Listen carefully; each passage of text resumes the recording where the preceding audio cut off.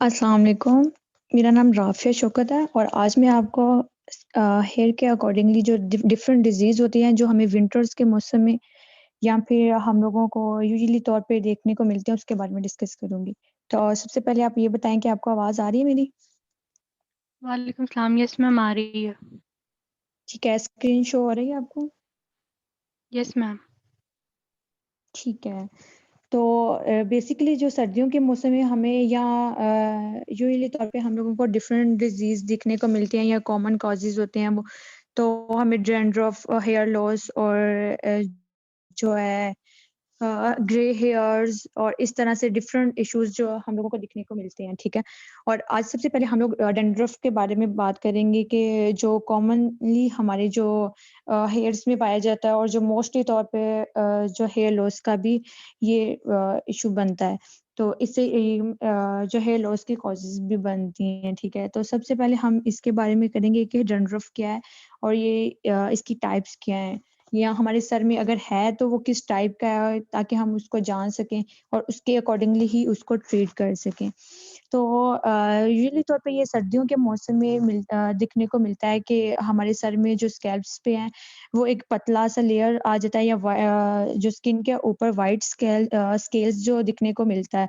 उसे जो हम लोग नॉर्मली तौर पे जो नॉर्मल डैंड्रफ में आता है वो व्हाइट किस्म का जो स्केल होता है पतला-पतला सा बिल्कुल इस टाइप का। तो हम उसको जो नॉर्मल डैंड्रफ में ट्रीट करते हैं। लेकिन अगर सर के ऊपर जो है वो पैचेज़ पड़ रहे हैं या मोटा-मोटा जो है वो स्कार्स के तौर पे या डिफरेंट जो है रेडनेस हो रही है, इचिंग वगैरह, तो उसको हम लोग जो है वो अगर आपको उससे इरिटेशन होती है, तो फिर इसको डैंड्रफ का जो इलाज करना उसके लिए बहुत ज़रूरी होता है। तो यूजुअली तौर पे ये डैंड्रफ जो है वो बॉयज़ में ज़्यादा पाया जाता है औरतों के अकॉर्डिंगली। लेकिन ये है कि औरतों में भी ये डिज़ीज़ दिखने को मिलती है, लेकिन ज़्यादातर ये जो है वो लड़कों में या फिर आदमियों में ये दिखने को मिलता है और उनके स्कैल्प्स भी जो है वो गंजपन का शिकार हो जाते हैं या उनके स्कैल्प्स नज़र आने शुरू हो जाते हैं उसकी वज़ह से या इनको इरिटेशन वग़ैरह होती है, जलन वग़ैरह होती है, रेडनेस हो जाती है इचिंग वग़ैरह हो सकती है उनसे। तो अब हम बात करते हैं कि डैंड्रफ जो होता क्यों है? तो ये उन लोगों में होता है जिनके स्कैल्प्स में ऑयल ज़्यादा बन रहा होता है। और यहाँ पे ये ऑयल जो जो नॉर्मल तौर पे ऑयल बनता है और जो अ, ऑयल को बनाने वाले ग्लैंड्स होते हैं वो नॉर्मल ऑयल से ज़्यादा ऑयल प्रोड्यूस होता है तो उसकी वज़ह से ये है कि डैंड्रफ जो है वो उसकी कॉज़ेज़ बनते हैं, डैंड्रफ बनने लग जाती है। तो ज़्यादा जो अब हम इसके बारे में बात करेंगे कि ज़्यादा कब होता है ये, तो सर्दी डैंड्रफ की वज़ह से हो सकता है, किसी भी किस्म की स्ट्रेस जो है वो डैंड्रफ का कॉज़ेज़ हो सकती है स्क्रीन शो हो रही है आपको? No ma'am. अब नहीं हो रही? यस मैम हो रही हो है। रही है मैम। ठीक है। तो जी अब हो हम रही बात है। करते हैं कि ठीक है जी। तो ये ज़्यादातर जो है वो एक तो सर्दियों के मौसम में ज़्यादा डैंड्रफ मिलती है दिखने को, तो हम ये भी नहीं कह सकते कि स्कैल्प्स गंदे मतलब ज़्यादा वॉश ना करने की वज़ह से डैंड्रफ होता है, ऐसा नहीं है, ये गंदगी की वज़ह से नहीं होता है। इसका जो ये होता है कि जो ग्लैंड्स होते हैं वो एक्सेसिव अमाउंट में जो है वो ऑयल प्रोड्यूस करने लग जाते हैं, जिसकी वज़ह से ये डैंड्रफ मतलब पैदा होती है, बनने लग जाती है। तो एक तो ये है कि जॉब का स्ट्रेस या किसी भी किस्म के स्ट्रेस की वजह से जो हमारी जो ये डैंड्रफ जो है वो ज़्यादा बनने लग जाती है और हार्मोनल चेंजिंग की वजह से भी जो ये डैंड्रफ इन्फेक्शन से निकल के आए हों आप, तो तब भी ये हो सकता है या फिर लाइफ में कोई भी स्ट्रेस हो किसी भी किस्म का उसकी वजह से हो सकता है, मेडिसिन के ज़्यादा इस्तेमाल की वजह से, किसी भी किस्म की मेडिसिन आप यूज़ करते हैं, उसका ज़्यादा इस्तेमाल की वजह से भी आपको डैंड्रफ हो सकती है। और जेल या सेटिंग क्रीम्स वगैरह अगर आप यूज़ करते हैं नॉर्मल रूटीन में या ज़्यादा मोस्टली, तो फिर ये है कि इसकी वजह से भी आपको डैंड्रफ दिखने को मिलती है। इसके लिए इसकी हम अब बात करेंगे कि इसको क्या चीज़ है जो इसको ओवरकम कर सकती है। तो ये है कि एंटी डैंड्रफ शैम्पू जो है वो हम लोग यूज़ कर सकते हैं डैंड्रफ को कम करने के लिए। लेकिन ये है कि अगर आपकी जो शैम्पू है डिपेंड करता है कि डैंड्रफ किस किस्म की है। अगर शैम्पू से कंट्रोल नहीं हो रही तो हम जो है सप्लीमेंट्स वगैरह से भी उसको सप्लीमेंट्स वगैरह लेके भी उसको फिर सेकंड स्टेप पे कवर करते हैं। तो वो ऑलमोस्ट हम लोगों को जो है वो 6 मंथ तक लेने पड़ते हैं सप्लीमेंट्स। तो एक तो ये हो गया कि शैम्पू फर्स्ट जो है आपने यूज़ करना है एंटी डैंड्रफ शैम्पू यूज़ करना है। शैम्पू यूज़ जब करना है आपने तो इस बात का ध्यान रखना है कि आपने वो जेल फॉर्म में होगा, ठीक है? तो उसको 5 टू 6 मिनट्स के लिए लगा के रखना है अपने स्कैल्प्स के ऊपर। उसको आपने जब लगाना है तो आपने कोई भी अगर शैम्पू आप यूज़ कर रहे हैं तो आप ये कोशिश करें कि आप अपने बालों के स्कैल्प्स पे यूज़ करें, आप उसकी लेंथ पे यूज़ ना करें। जो झाग वगैरह बनती है या इस तरह से वो अगर आप हम लोग यूज़ करते हैं अपने बालों की लेंथ में तो हमारे बाल जो ड्राई हो जाते हैं और डैमेज भी हो सकते हैं। तो जिसकी वज़ह से वो ब्रेकेज की तरफ जा सकते हैं। तो आपने जब भी यूज़ करना है स्कैल्प्स में यूज़ करना है। तो जो एंटी डैंड्रफ शैम्पू होते हैं ये जो झाग वग़ैरह इतनी नहीं बनाते हैं। तो इसको आपने इससे आपको ये लगेगा कि शायद आपके स्कैल्प्स में जो है सही तरह से वो साफ नीट नहीं हुए हैं तो उसके बाद ये कि आप नॉर्मल जो शैम्पू भी यूज़ कर सकते हैं। तो शैम्पू को आपने 5 टू 6 मिनट्स के लिए लगाना है और फिर जो ये एंटी डैंड्रफ वो कंडीशनर यूज़ करना है, उसके बाद जो है एयर जो है ड्राई करना है मतलब रूम टेम्परेचर जो भी होता है एयर फैन के नीचे या इस तरह से आपने ड्रायर यूज़ नहीं करना है। दूसरी ये चीज़ है कि आप कैस्ट्रॉल लोशन यूज़ कर सकते हैं। स्कैल्प्स ये उन लोगों के लिए है जिनके जो है इचिंग वगैरह होती है स्कैल्प से या हाई किस्म की उनकी डैंड्रफ हो गई है, तो ये उन लोगों के लिए है। तो नॉर्मल जो डैंड्रफ है डैंड्रफ जिनके होगी वो शैम्पू यूज़ करेंगे सिर्फ़ और जिनके लेकिन ज़्यादा है तो वो कैस्ट्रॉल लोशन भी यूज़ करते हैं। स्कैल्प्स में लगाना है और सारी रात जो अपने स्कैल्प्स पे लगा के रखना आपने 3 टू 4 ड्रॉप्स वो इनफ होंगे और आपने हफ़्ते में 2 बार उसको लगाना है, रिपीट करना है। और फिर उसके बाद ऐसा करना है कि आपने ये 2 वीक्स में भी लगा सकते हैं या फिर 1 दिन छोड़ के 1 दिन बाद लगा सकते हैं। तो इसके अलावा आप जो है अगर उससे भी कैटर नहीं हो रहा है या तो फिर आपने स्टेरॉइड ऑयल वो लोशन यूज़ कर सकते हैं इसकी जगह। तो ये है कि जिनको उससे फ़र्क नहीं पड़ता तो स्टेरॉइड से उनको फ़र्क पड़ेगा। लेकिन कोई भी चीज़ है अगर आपने यूज़ करनी है तो अपने वो डॉक्टर से या किसी भी कंसल्टेंट से पहले कंसल्ट करके तो फिर यूज़ करनी है अपनी स्किन के अकॉर्डिंगली। इस तरह से आप कोई भी चीज़ यूज़ करेंगे तो आपको पेनिट्रेट कर सकती है, कोई भी रिएक्शन हो सकता है। तो हम अब हम पता करेंगे कि ये जो है हम लोग जो है होममेड जो रेमेडी में हम लोग क्या यूज़ कर सकते हैं, तो इसमें हम लोग जो है अपनी डैंड्रफ को कंट्रोल करने के लिए एलोवेरा जेल यूज़ कर सकते हैं, टी ट्री ऑयल्स यूज़ कर सकते हैं और कोकोनट ऑयल यूज़ कर सकते हैं। अब हम बात करते हैं हेयर लॉस के बारे में। इसमें ये होता है कि ड्रायर की वज़ह से भी हेयर लॉस हो सकता है। वो मोस्टली ब्लो ड्राई की वज़ह से या हीट की वज़ह से भी हो सकता है। अब हम हेयर लॉस की जो है ये मोस्टली तौर पे 30 टू 40 ईयर्स के जो और लोग होते हैं, उनको ज़्यादा ये होता है। तो इसके 2 पैटर्न हैं। फीमेल हेयर पैटर्न जो है इसमें ये होता है कि जो इसमें या तो बाल गिरते बहुत आहिस्ता-आहिस्ता गिरते हैं और स्कैल्प्स और फिर ये होता है कि स्कैल्प्स नज़र आने लग जाते हैं, ठीक है? और दूसरा पैटर्न ये है कि अचानक से जो है ना वो बाल गिरने लग जाते हैं और पर डे जो ये 90% जो पर डे ये हेयर्स होते हैं ना, वो आपके जो 50 टू 100 जो है हेयर्स वो गिरते हैं, तो वो इसको नॉर्मल कंसीडर करते हैं। और 90% जो हेयर्स होते हैं स्कैल्प्स में, वो ये एक टाइम पर उनकी ग्रोथ हो रही है, वो ग्रोथिंग फेज़ में होते हैं।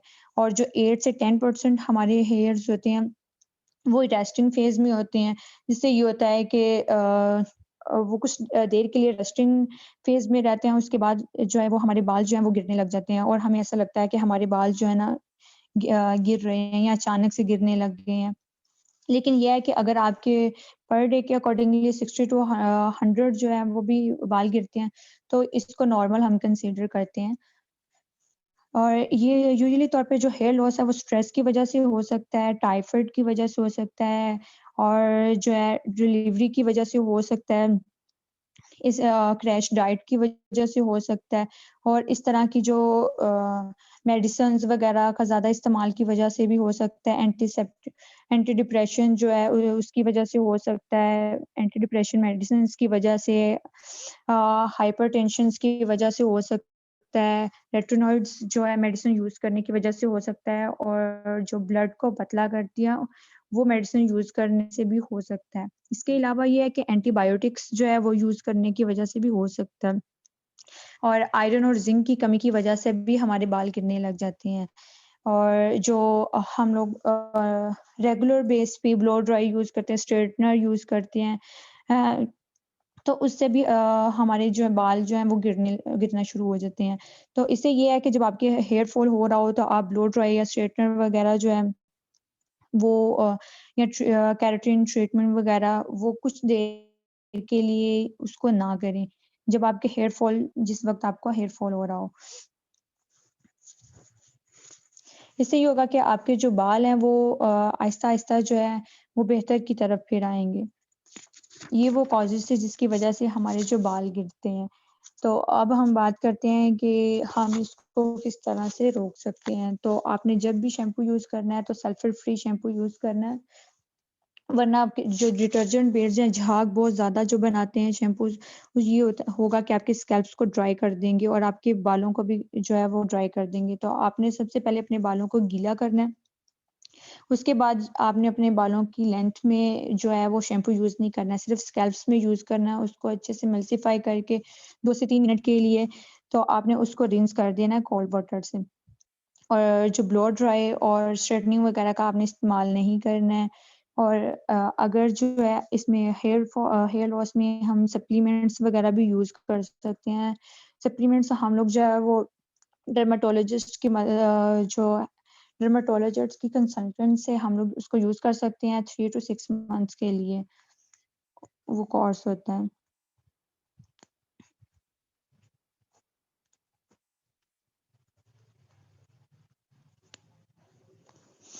उसके बाद ये है कि हम लोग जो है वो ड्राई हेयर की बात करते हैं। तो ड्राई हेयर में हम लोग जो है वो ये है कि हमारे जो बाल हैं वो बहुत ड्राई हो जाते हैं, जिसकी वज़ह से वो गिरने लग जाते हैं। तो ड्राई हेयर में हम लोग जो है वो इसको ड्राई हेयर का ये है कि इसमें बहुत ज़्यादा जो है आयरनिंग की वज़ह से भी ये ड्राई हो सकते हैं। ये एनवायरनमेंटल जो है कॉज़ेज़ की वज़ह से भी ये ड्राई हो सकते हैं या कुछ लोग ऐसे होते हैं जिनकी जेनेटिक्स प्रॉब्लम्स भी होती हैं, तो इसको हम कंट्रोल कैसे कर सकते हैं? इसके लिए हम ये है कि aloe vera gel, coconut oil use कर सकते हैं, एलोवेरा जेल यूज़ कर सकते हैं और फिश ऑयल यूज़ कर सकते हैं, ऑनियन यूज़ कर सकते हैं। और ऑनियन का जो पानी वो यूज़ कर सकते हैं, रोज़मेरी ऑयल यूज़ कर सकते हैं, जो होममेड रेमेडीज़ में हम लोग उसको ताकि उससे हम ये है कि अपने बालों को अच्छे तरीके से रिपेयर कर सकें। तो इसमें ये है कि जब भी आपने जो ड्राई हेयर में ये है कि आपने जब भी अपने बालों को वॉश करना है, तो आपने इन बातों का ख़्याल रखना है कि आपके बाल जो हैं, वो आप ठंडे पानी के साथ जो है वो वॉश नहीं करें आप जो है रूम टेम्परेचर और जो है रूम टेम्परेचर वाटर के साथ जो है वो वॉश करें। इसके बाद ये है कि आपने जो है बहुत ज़्यादा वार्म वाटर यूज़ नहीं करना है। अगर आप बहुत ज़्यादा वार्म वाटर यूज़ करते हैं तो वो आपके जो है स्कैल्प्स की ऑयलीनेस को जो है वो ख़त्म कर देता है जिसकी वज़ह से आपके बाल जो हैं वो एक्सेसिव जो है ना वो ड्राइनेस की तरफ जाएँगे और आपके बाल टूटेंगे जिसकी वज़ह से ये होगा कि आपके बाल गिरना स्टार्ट हो जाएँगे।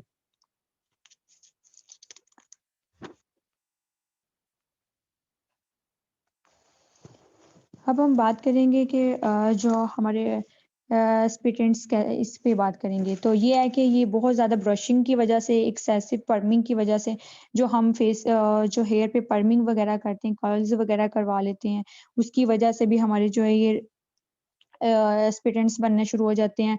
और बहुत ज़्यादा अगर हम उसको हीट दे रहे हैं डेली बेसिस पे, जो लोग यूजुअली तौर पे जो कॉलेजेस वगैरह और जॉब्स होल्डर्स वो लोग होते हैं, और यूजुअली तौर पे हीट का यूज़ करते हैं, ब्लो ड्राइज का यूज़ करते हैं, स्ट्रेटनिंग वगैरह का। तो इसी वजह से भी ये है कि हमारे जो बाल हैं वो स्प्लिटेंट्स बनना शुरू हो जाते हैं, और जिसकी वजह से ये हमारे बाल नीचे से ब्रेकेज की तरफ चले जाते हैं। और ये है वो टूट जाते हैं। तो इसके लिए हमें ये करना चाहिए कि हम लोग जो है हर जो है 3 वीक्स के बाद हम लोगों को अपने बालों की ट्रिमिंग वगैरह करनी चाहिए। इससे ये होगा कि आपके बाल जो हैं वो जो है ब्रेकेज की तरफ नहीं जाएँगे। इसमें ये है कि हम अपने होम रेमेडीज़ में हम लोग इसको यूज़ कर सकते हैं, वो हनी यूज़ कर सकते हैं, ताकि हमारे बाल जो हैं वो ब्रेकेज की तरफ ना जाएँ, और हम लोग ऑलिव ऑयल यूज़ कर सकते हैं इसमें।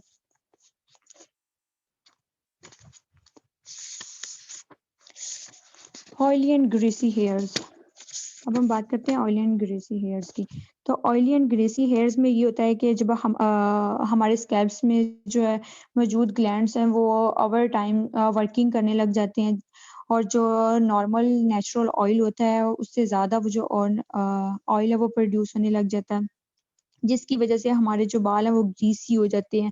हमारा जो नेचुरल ऑयल होता है बालों में, नेचुरल ऑयल से ज़्यादा जब ऑयल बनने लग जाता है तो वो ग्रीसी एक की तरफ चला जाता है। तो हम लोगों को ये होता है कि जो 2 दिन बाद ही, या कुछ लोगों के लिए होता है कि 1 दिन के बाद ही उनके जो स्कैल्प्स जो हैं वो उनके स्कैल्प्स ऑयली हो जाते हैं।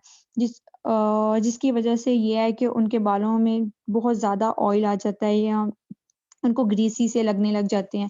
तो इसको हम किस तरह से ओवरकम कर सकते हैं? तो आपने इसके लिए ये है कि एक तो आपने सल्फर फ्री शैम्पू यूज़ करना है जब भी आपने यूज़ करना है। तो उस ये आपकी जो है ऑयलनेस को, जो एक्स्ट्रा ऑयल है उसको कंट्रोल करेगा। दूसरी बात ये है कि आपने एप्पल साइडर विनेगर यूज़ करना है। तो विनेगर को यूज़ करने का ये तरीका है कि आपने इसको जो है किसी शावर बॉटल में डाल लेना है, या किसी चीज़ में, उसमें थोड़ा-सा जो है अगर आपने इसको लिया है 10 टू 15 ड्रॉप्स लिए हैं, तो आपने उसमें जो है हाफ कप जो है वो पानी डाल लेना है। वार्म वाटर डालकर उसको अपने बालों में स्प्रे करना है। अच्छे से उसको लगा के सबसे पहले बालों को गीला करना है। गीला करके ये फिर अप्लाई करना है, ठीक है? उसके बाद ये है कि आपने अपने बालों को 2 से 3 मिनट के लिए छोड़ना है। देन वो रिंस कर लेना है। तो ये इससे ये होगा कि आपकी जो ऑयल को ये कंट्रोल करेगा, और आपकी ये जो ग्रीसी हेयर्स होंगे उनको ये नेचुरल ऑयल में और नेचुरल हेयर्स में कन्वर्ट करेगा, और रिपेयर करेगा ये। टी भी यूज़ कर सकते हैं अपने बालों पे, जो ताकि ये ऑयल को कंट्रोल करे।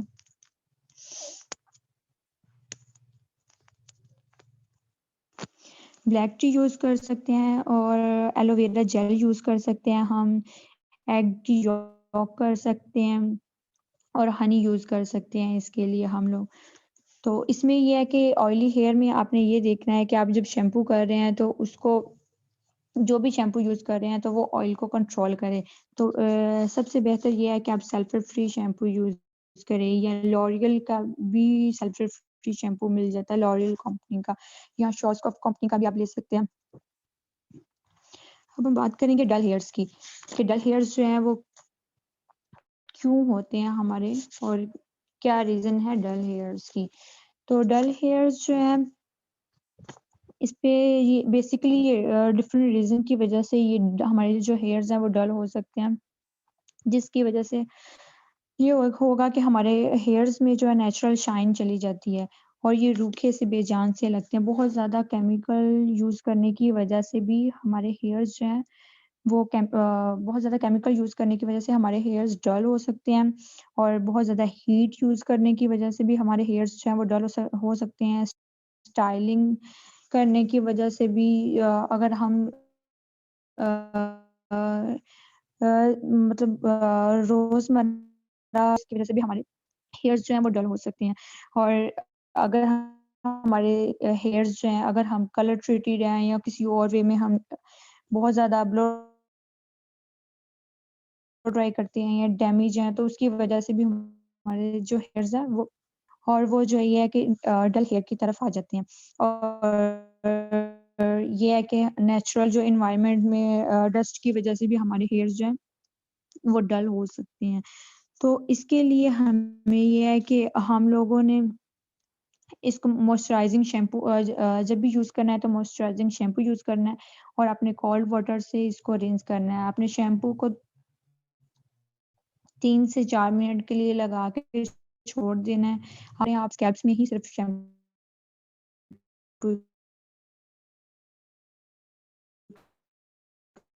करनी है। आप अपने बालों डायरेक्टली तौर पे कभी भी यूज़ ना करें। फिर वो जो स्कैल्प्स में आपने शैम्पू लगाया हो उसी को ही अपने स्कैल्प उधर लेंथ में लेके आएँ, ताकि आपके बाल जो हैं वो अच्छे तरीके से वॉश हो सकें। लेकिन ये है कि आपने जो है नीचे डायरेक्टली तौर पे कभी भी शैम्पू यूज़ नहीं करना है।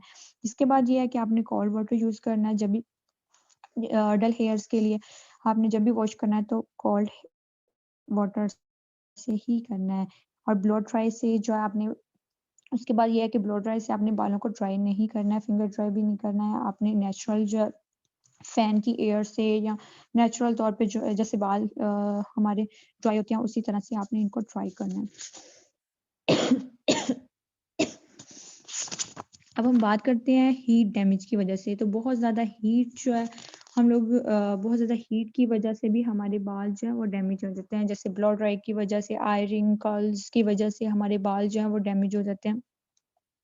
और जिसकी वजह से ये होगा कि हमारे हेयर फॉल भी हो सकता है, हमारी स्प्लिट एंड्स भी इसकी वजह से बन सकती हैं और ब्रेकेज की तरफ हमारे हेयर्स जा सकती हैं। तो आपने आपने जब भी आपने जब भी इसको ये है कि रिपेयर की तरफ लेके जाना है, तो आपने ये कोशिश करनी है कि आपने 3 वीक्स के बाद ट्रिमिंग करवाएँ इसकी और एक सल्फर फ्री शैम्पू यूज़ करें। और इस मार्केट में सीरम्स मिल जाते हैं जो प्रोटेक्ट करते हैं। अगर आप डेली बेसिस पे या फिर वीकली बेसिस पे ड्रायर यूज़ करते हैं, तो आपको चाहिए कि ड्रायर या ब्लो ड्राई वगैरह करने से पहले या आयरन करने से पहले हीट प्रोटेक्टिंग सीरम मिल जाते हैं। तो आपने वो प्रोटेक्टिंग सीरम अप्लाई करके देन ही आपने हीट अप्लाई करनी है, ताकि आपकी जो हीट है वो डायरेक्टली आपके स्कैल्प्स को या फिर आपके हेयर्स को वो डैमेज ना करे। अगर बहुत ज़्यादा हीट जो है वो स्कैल्प्स को देने से भी हमारे जो स्कैल्प्स में डिफरेंट किस्म की एलर्जीज़ हो सकती हैं और हमारे डैंड्रफ भी बन सकती है उसकी वजह से। तो इसके लिए आपने यही ख़्याल रखना है कि आपने जब भी यूज़ करना है, अगर आप कोई हीट वाला काम कर रहे हैं, तो आपने सीरम्स वग़ैरह यूज़ करने हैं। कलर डैमेज हेयर या कलर ट्रीटेड हेयर बहुत ज़्यादा जो है वो कलर यूज़ करने की वज़ह से भी आपके बाल जो हैं वो ड्राइनेस की तरफ चले जाते हैं, ड्राई हो जाते हैं, डैमेज हो जाते हैं, ब्रेकेज की तरफ जाते हैं। जो लोग अ, जो लोग डाई यूज़ करते हैं उनका मोस्टली तौर पे ऐसा होता है कि वो एक्सेसिव यूज़ करते हैं, तो आहिस्ता-आहिस्ता उनके बाल जो हैं उनमें शाइन ख़त्म हो जाती है, ड्राइनेस की तरफ चले जाते हैं और उनके बाल गिरने लग जाते हैं या उनके ब्रेकेज की तरफ चले जाते हैं, नीचे से बाल उनके ख़राब हो जाते हैं। तो इसके लिए ये है कि आप जब भी डाई यूज़ करें तो आप जो है ये हो इससे ये होगा कि आपके जो बाल हैं वो प्रोटेक्टिंग वे में रह के आपका जो वो डाई हो जाएगा। इसके लिए आप जो है इसको रिपेयर करने के लिए आप ये है कि अपने बालों पे सीरम्स वगैरह यूज़ कर सकते हैं। इसके लिए सबसे बेस्ट सीरम्स जो है वो ये जो कलर प्रोटेक्टिंग जो है सीरम्स मिल जाते हैं। शैम्पूज़ आप जब यूज़ करती हैं तो आपने जो है कलर ट्रीटेड शैम्पूज़ यूज़ करने हैं। विटामिनो जो है वो यूज़ कर सकते हैं इसके लिए लॉरियल का। और शैम्पू के बाद ये है कि आपने इनको जो है ड्रायर की मदद से आपने इसको नहीं करना है ड्राई। हमने जब भी करना है आपने जो है फिंगर ड्राई ही करना है। आप इसको जो है नेचुरल रेमेडीज़ में हम इसके लिए ये यूज़ कर सकते हैं कि हम इनको रिपेयर करने के लिए योगर्ट यूज़ कर सकते हैं, वो अपने बालों पे कुछ देर लगा के रखें, देन हाफ आवर्स या आवर्स के लिए, उसके बाद ये है कि इसको रिंस ज़रूर कर सकते हैं। इसके अलावा हनी यूज़ कर सकते हैं और ऑलिव ऑयल यूज़ कर सकते हैं, जो और कोकोनट ऑयल भी यूज़ कर सकते हैं। कोकोनट ऑयल बेसिकली तौर पे हमारे जो है हेयर्स को रिपेयर करता है, लेकिन कुछ लोगों को ये सूट नहीं करता है विंटर्स में। तो आपने इन बातों का ध्यान रखना है कि अपनी स्किन के स्कैल्प्स के अकॉर्डिंगली ही आपने चीज़ यूज़ करनी है। तो कुछ लोगों का ये कोकोनट ऑयल जो है वो ड्राई कर देता है। कोकोनट ऑयल के बेसिकली बहुत से बेनिफिट्स हैं, वो आपकी स्किन के लिए भी अच्छा है और आपके जो हेयर्स के लिए भी अच्छा है। ये रिपेयर करता है हमारी स्किन को भी, हमारे जो है स्कैल्प्स को हेयर्स को भी जो हमारे वो ये प्रोटेक्ट करता है।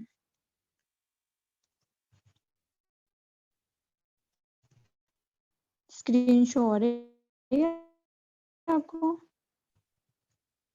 ठीक है। तो अब हम ग्रे हेयर्स की बात करेंगे। तो ग्रे हेयर्स में ये है कि हम